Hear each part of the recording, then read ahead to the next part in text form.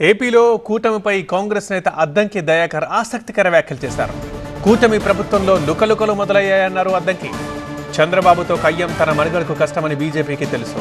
పవన్ని ముందు పెట్టి ఆధిపత్యం చెలాయించాలని బీజేపీ ప్రయత్నిస్తోంది. తన రాజకీయ మిత్రులతో లబ్ధి పొందడం బీజేపీకి ఎప్పటి నుంచో ఉన్న అలవాటే. మిత్ర పార్టీతో లబ్ధి పొంది అదే పార్టీని అంతం చేయడమే బీజేపీ ఎత్తుగడ అంటూ విమర్శించారు అద్దంకి దయాకర్.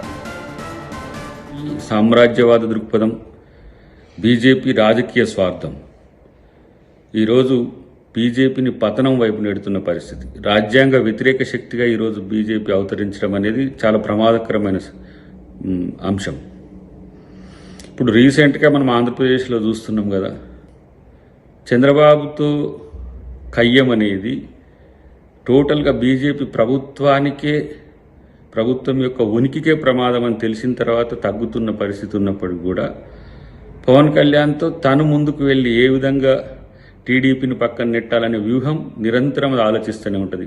పంజాబ్లో అకాలీలతో ఆలోచించిన, మహారాష్ట్రలో షిండేతో ఆలోచించిన, ఇంకో రాష్ట్రంలో ఇంకొకరితో ఆలోచించిన, తన రాజకీయ మిత్రునితో కలిసి రాజకీయ లబ్ధి పొంది ఏ విధంగా అదే రాజకీయ పార్టీని అంతం చేయాలనేది బీజేపీ ఎత్తుగడ ఉంటుంది ఇప్పుడు కూడా. కాబట్టి వాళ్ళు జాగ్రత్తగానే ఉన్నారు. ఇప్పుడు బీజేపీకి ఆ ప్రమాదం కూడా భవిష్యత్తులో ఉంటుంది.